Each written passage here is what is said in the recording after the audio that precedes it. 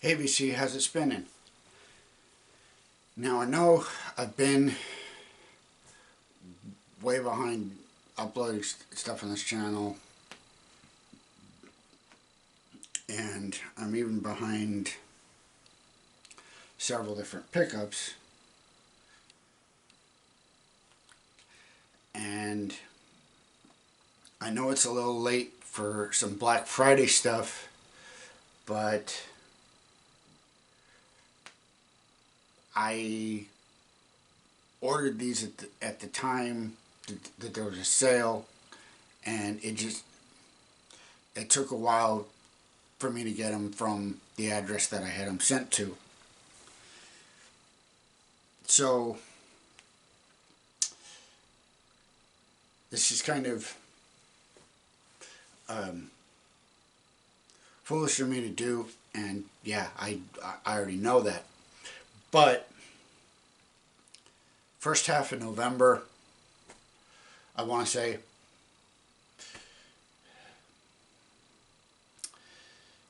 and Walmart was having a sale on vinyl, and it was in store and it was online. And when I saw the preview ad that they put up, one of the albums intrigued me because I'd been after a copy for a long time. Um, it's and nothing really spectacular or anything, but I'd just been after it, and so figured, hey, and so we get to the sale, and everything's gone because of the Walmart Plus or whatever program pre-sale. They bought everything out, so I thought I was out of luck because I wasn't able to make it that day in store. Come to find out later in the day, they restocked, so everything was good, so I thought. But now for the preamble, we'll just get into there's what, 9 records, I think, something like that. These were all, I believe, $15, 10 and 50. Everything was less than 20, I believe.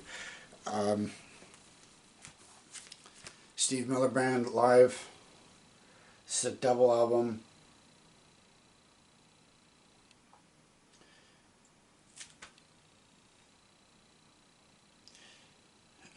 From a August 3rd, 77 concert.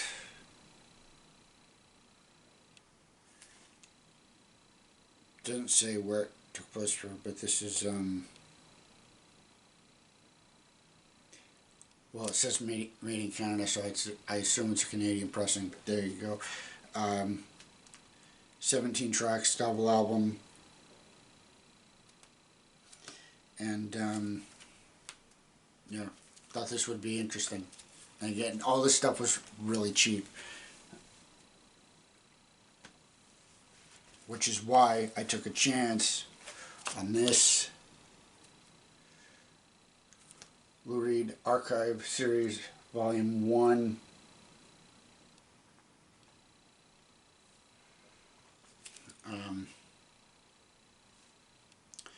Interesting. This is pressed at RTI, same people that did the Slayer box set, so that's interesting. So you know that the quality of this should be pretty good. And this is from, the recordings at least are from May of '65.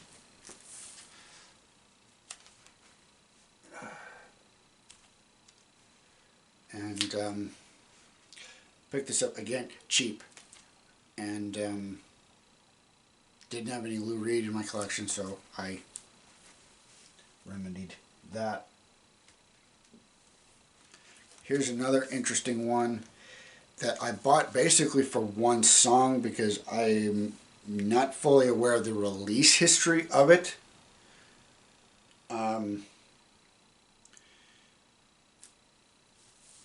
But again, since it was on sale, for a chance, this is a compilation of Sting duets, and I grabbed this because of the It's Probably Me track with Clapton. Was used in or on the Lethal Weapon 3 soundtrack, and I don't know. Oh yeah.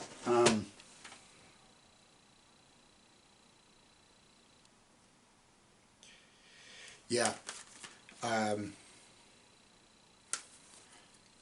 Summer's Tales has the other version of this song, and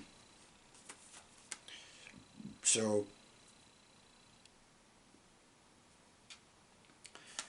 but I was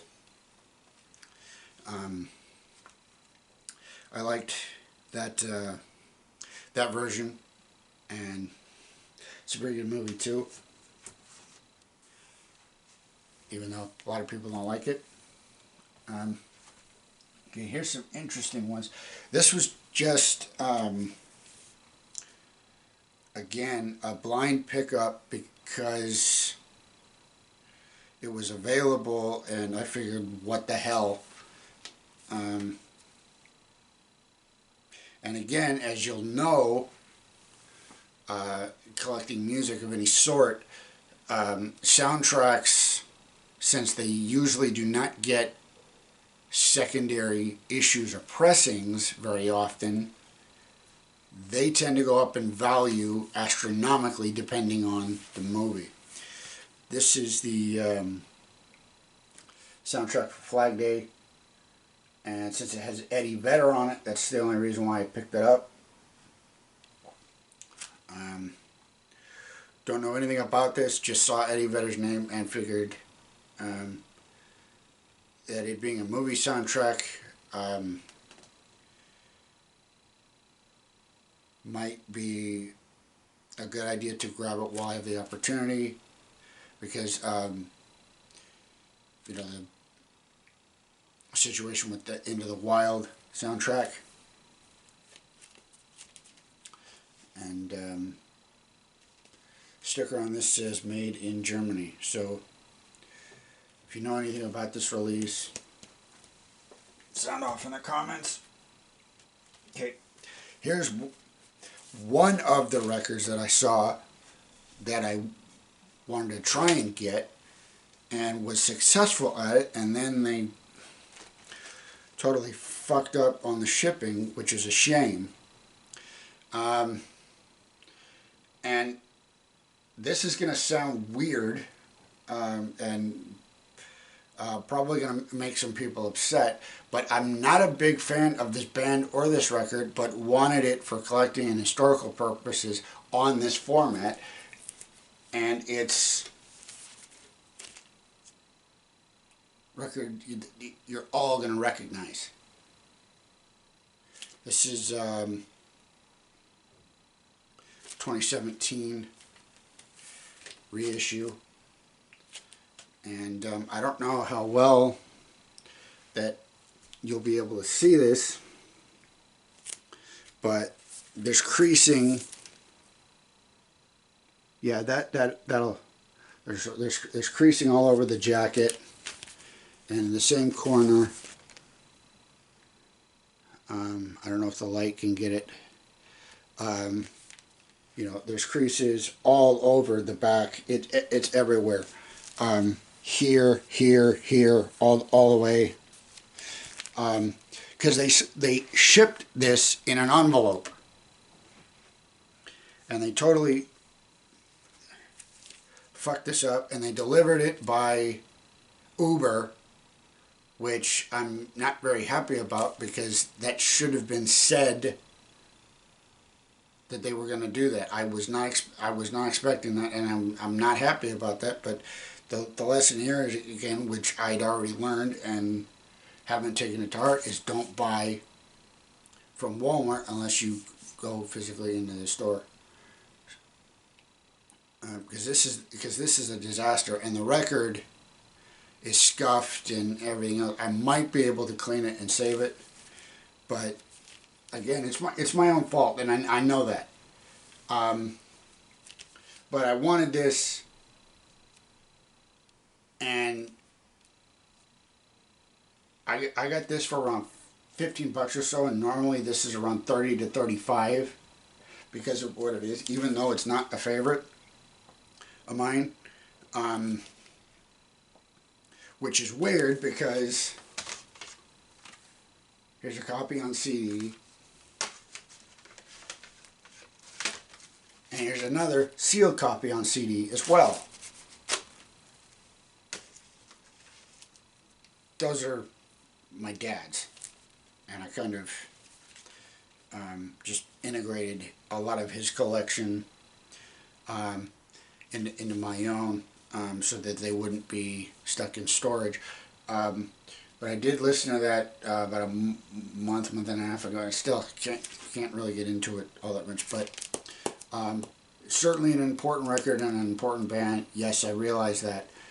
Just was never really my cup of tea, but important one to add to the collection for a decent price. But I got screwed, and I will have a community post showing them getting it right and them getting it wrong. Okay, but enough of the ranting. And again, I know it's my own fault.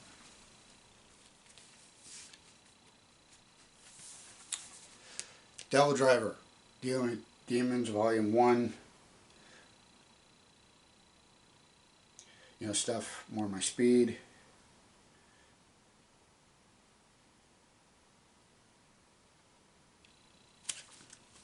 This is a German pressing that, according to the jacket, is strictly limited. But I saw them. I want to say it was probably at an Ozfest. I think they played Ozfest 2007, something like that, or another festival that I saw. I know I've seen them, and they're really good. Okay, here's another interesting one. I'm familiar with the band, but I was not familiar with this album because it's really difficult to find their stuff. Like, incredibly difficult to find their stuff. But this is the first Saigon Kick. Haven't heard anything off of this one, but again, found it and jumped at the opportunity. This is purple, limited to 2,000 copies, it says. I first found out about this band when I was 13 or 14 from the movie Beyond the Law with Charlie Sheen, which happens to be one of my favorite Charlie Sheen projects, aside from 2.5 Men.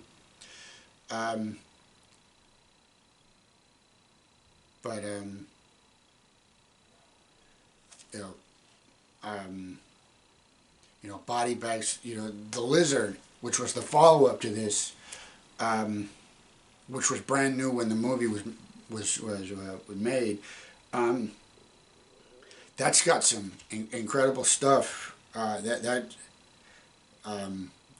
a good album. Not very easy to find now, and this, I'd never seen this for sale before anywhere, and jumped at the opportunity. I mean, this is good. This is good stuff. You know, it's late 80s, early 90s. You know, just hard rockin', kick-ass stuff. If you're not familiar with them, yeah, give them a listen. It's good. It is real good stuff. And the movie is that soundtrack for Beyond the Law. I think it's also known as Walking in the Shadows or something like that.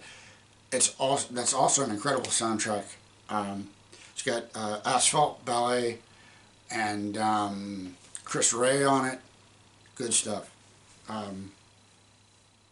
So if you get a chance, definitely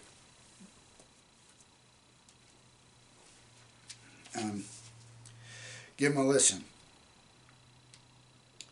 Okay, here's the other record that I saw in the sale listing and wanted to try and get a copy of it. And this doesn't look to be too damaged, certainly a lot less damaged than the Pearl Jam, but there is some creasing in both corners on the top of the sleeve. But this is kind of interesting. It's Walmart retailer exclusive on turquoise. Now, I don't know how this turquoise is any different from the electric blue, whatever they call it, on the Metallica Ride the Lightning, but I suppose we can do a check of that sometime. I've got it somewhere over here. I don't know if it's still sealed or not, but I've got it over there. But yeah, got a couple Jimi Hendrix, but thought this was interesting. This is live in Maui, and again, this was cheap. This was, again, probably like $15. Track listing on the back.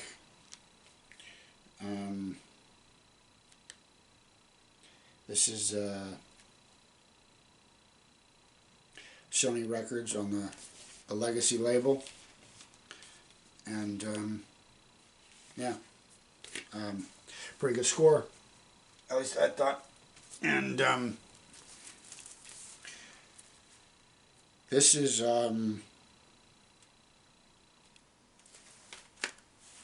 another interesting one. This one was a little bit more expensive, I think. I'd have to check my phone for the exact price I paid, but this is Death by Rock and Roll by the Pretty Reckless. This is the second record by this band I picked up. This is a double LP with a gatefold. I'm not going to show the gatefold because it's got Taylor Momsen topless. So Google if you're desperate to see that.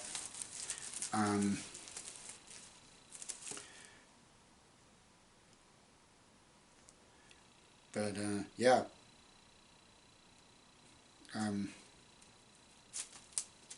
Heard this was pretty good, so when I saw it listed, I figured that I might as well grab it. Well, there you have it, VC. Some Black Friday pickups, and I've got another group of records that I've been sitting on for a while, just because I've had other things to do and I've been busy with my Slayer channel. So I've kind of forgotten about this one. I had some other things planned, of course, and that stuff kind of was put to the wayside a little bit. And I've also got some older stuff that I found that I hadn't posted that I was going to also do, and I've got other things, some movie collection stuff that'll also be coming. soon. Stuff will be out of order. I know this channel is a mess, but that's just the way things have been right now. So with that having been said, thank you for watching, and I will see you next time.